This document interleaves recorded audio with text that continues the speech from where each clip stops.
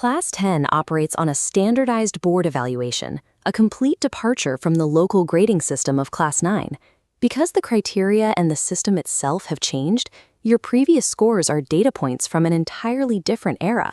They no longer serve as a valid predictor for what you can achieve within the new architecture we're building today.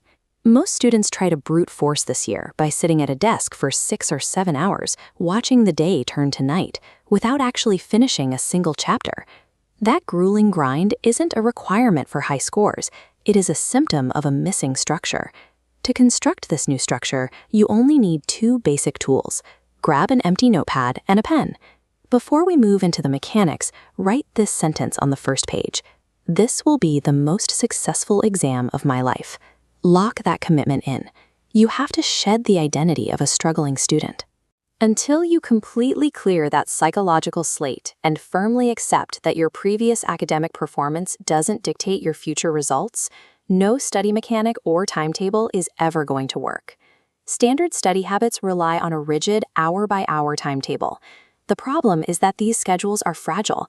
The moment a single unexpected disruption happens at 4 p.m., the system shatters and the rest of the day is lost. We are replacing time-based scheduling with an outcome-based framework called the Daily Target Protocol.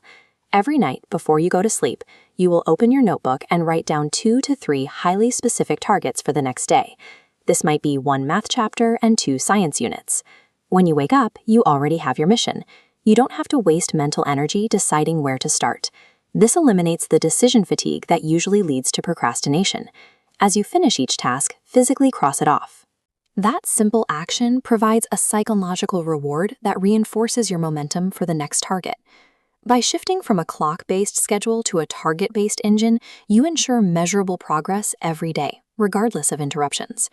Remember, execution is about high quality, not duration. A 6-hour study session fractured by notifications is vastly less effective than a concentrated 2 to 3 hour block of uninterrupted deep work. To maintain this concentration, you must follow one strict environmental rule. Your smartphone must be in a different room. Physical separation is the only way to protect your focus. During these blocks, you must engage in active learning. Watching a lecture without taking notes creates an illusion of understanding. You must create original, handwritten notes as you watch to force your brain to process the information. In mathematics, the primary point of failure is incomplete mental calculation. Students often look at a problem, think they know the steps, and move on without finishing the work. Your math protocol is non-negotiable. Calculate every step of a problem on paper, driving it all the way down to the absolute final answer. High-intensity active execution results in exponentially higher retention because it forces the brain to build the neural pathways that passive reading ignores. Long-term success is governed by the C rule, consistency. On chaotic days when your schedule is compromised, you must still commit to at least 60 minutes of engagement with the material. If an unavoidable shortfall occurs, you recover by proportionately increasing your deep work hours the following day. This keeps the momentum of the system intact. To prevent memory decay, we implement the Sunday revision rule. This is a strictly guarded weekly block dedicated entirely to reviewing past material. No new topics are permitted on this day. Maintaining this loop allows you to target a strategic finish, completing the entire core syllabus by October. This leaves you months of pure revision time, while your peers are still hopelessly struggling just to finish their first read. The compounding effect of daily consistency combined with weekly review cycles ensures that the knowledge you gain in month 1 is still sharp and accessible on exam day. To sustain this machine, you must redefine rest. Mobile gaming and social media scrolling are not recovery. They are cognitive drains that damage your ability to focus during deep work. The mandatory protocol for resetting a screen-fatigued brain is high-intensity outdoor activity. Getting outside provides the neurochemical reset digital scrolling can't offer.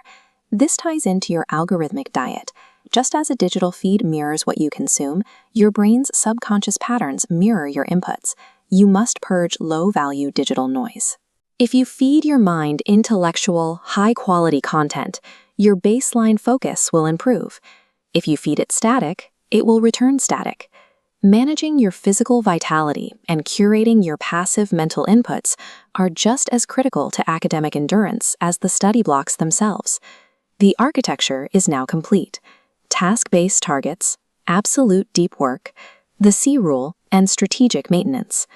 From this point forward, peer comparison is irrelevant. Tracking your own day-over-day improvement is the only valid metric of success. Your final directive is immediate. Open that notepad and write down your first 3 specific targets for tomorrow morning. Activate the system now and secure your